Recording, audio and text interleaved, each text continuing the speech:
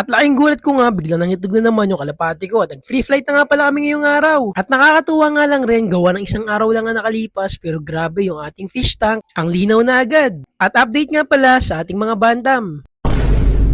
Ngayon nga ang kauna-unahang gagawin naming free flight sa aming mga ibon. Kasama nga pala namin si Kyoto, alaga ng kaibigan ko na isang GCC. At sinama ko nga rin pala si Volt ngayon, saka si Atak. Pero si Atak hindi pa makakalipad yun, yung Alps 2 ko. Pero si Volt baka sakaling nga lumipad na. Kasi si Volt medyo matamlay pa siya ngayon eh. At dito na nga, nagumpisa na nga maglipad-lipad ba si Kyoto dito. Mas masaya nga to kung mas matagal silang e-ere dito na magliliparan sa ako mas marami. Kaso sa ngayon nga kasi, ilan pa nga lang yung mga hand feed namin, kaya ilan pa nga lang yung pwede namin pakawalan dito para paliparin. At dito nga, sinubukan na nga namin si Volt, nakakatuwa lang nga rin, gawa nandito, malayo nga yung nalipad niya, kaso nga lang, sobrang layo, abay hindi na nga siya bumalik at doon na nga lang siya bumaba sa pwesto na yun. Si Kyoto naman dito, abot ang balik nga rin sa amin, nakakatuwa lang din. Pero si Volt, grabe talaga pagpapahirap sa amin. Tingnan naman ginawa ni Volt, pumunta pa doon sa palesa, dulu-duluhan, Diyos ko po inang. Yung tipong wala siyang pakialam kung sa siya bababa, grabe talaga. Kailangan ko pa masyado i-train si Volt ngayon, gawa na hindi ko nga natututuan pa. Ito nga pala si Attack, yung isang Alps 2 na Power Blue Opa, hindi pa nga kasi ito nakakalipad sa akin, kaya naman di pa na ma-free flight, gawa na hindi pa rin kompleto yung kanyang mga balahibot pack. At dito nga, hinahanap nga namin si Volt, buti na lang talaga, madaling tawagin si Volt, kaso nga lang, tamad talaga, hindi yan usod sa'yo. Pero yun nga yung ayusin ko kay Volt, para kahit pa paano makapag-free flight nga kami ng maayos. At dito nga, pinapahinga muna namin silang tatlo, gawa ng kakalipad nga nila ng kakalipad, medyo hinihinga na nga sila kanina. Sinubukan na nga rin pala namin si Attack, palipa rin dito at nakakatuwa nga, ito nga pala ang kanyang unang lipad, kaso bumagsak nga siya, pero okay lang yun, gawa na hindi pa nga kompleto ang mga tubo ng kanyang mga balahibo. At sa second try, all good sa all goods. At isang araw nga lang ang nakalipas, grabe, napakalinaw na nga ng nilinaw ng aking master fish tank. Sa ngayon kasi nakalagay ito sa terrace ko, kaya siguro pag ganitong maliwanag nga rin sa labas, hindi nga gano'n ma-appreciate yung ganun nasa loob. Siguro baka kailanganin ko pa nga na isang malakasang ilaw para nga mas kitang-kita at mas appreciated nga yung nasa loob natin. Kapag gabi kasi, pag madilim na sa labas at yung terrace na nga lang may ilaw, lalo yung aquarium na ilalagyan ko, dun mo nga talaga mas ma-appreciate yung ganda ng aquarium na to. Sa ngayon nga, yung mga beacher natin dito ay 7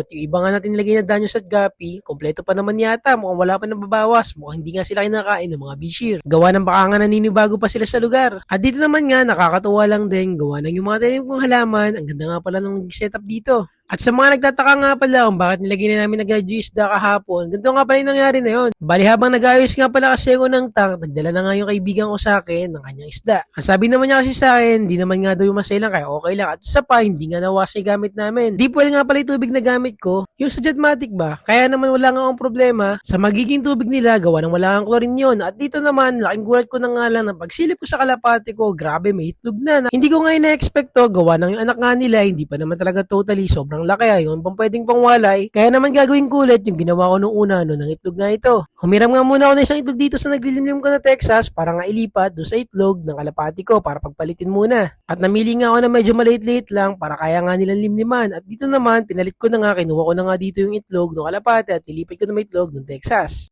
Total, 2 araw lang naman ang hihintayin, panibago, mangigitlog nga naman ulit yung pangalawang itlog nila, kaya naman ito, sakto nga lang din, nilimliman niya nga niya, yung nilagay natin itlog. Ginagawa ko nga pala to para nga magsabay, mapisa yung mga itlog ng aking alapate. At pati nga yung paglaki ng inakay, maging sabay din para hindi magkaiwanan. Sinarado ko na nga lang din to para hindi mapasok ng mababait. At dito, chinek ko na nga lang din yung unang inakay ng aking kalapate at grabe, laki na nga pala niya kung tutusin. Sa totoo lang, yung mga ganitong edad at tsura, dapat pang viewing na nga to, kaso nga yung love ko, hindi ko pa nga napapagawa. Nauna ko nga kasi pagawa yung monster fish tank at hindi nga biro yung naging gastos ko doon sa lahat ng setup. At dito naman napansin ko nga meron siyang puti sa kanyang paligid ng mata. At sa mga naghahanap nga pala ng update sa aking Serama at saka sa Kanawayon, ito na nga pala yung mga inakay nila, pinagalo ko nga pala yan. Di ma dyan, anak ng aking Serama at 3 naman yung naiwan nga na anak ng aking Kanawayon. At ito naman si Goldie, ang kauna-unahang batch ko nga na inanak sa akin ng aking Serama. Nag-iisa nga lang pala to na lalaki sa batch nila. At yung mga kapatid nga pala niya, 4 yun, bali isa, binigay ko nga pala sa tropa ko na nagbigay sa akin ng molly dati. At yung 3 kapatid niya ay nandito nga. Isinala ko nga to, ipaparis ko nga pala. May pinaris ko dito sa kanilang tatay. Para mas okay nga yung maging anak nila, mas maliliit lalo at mas magaganda. Yan nga pala si Bang, yung lalaki natin. Siya nga pala yung namatay ng asawa. Si Bem, kamakailan lang. At muli, kung umabot ko nga sa dulo ng video natin na to, simpleng follow, like at share na palaking tulong na.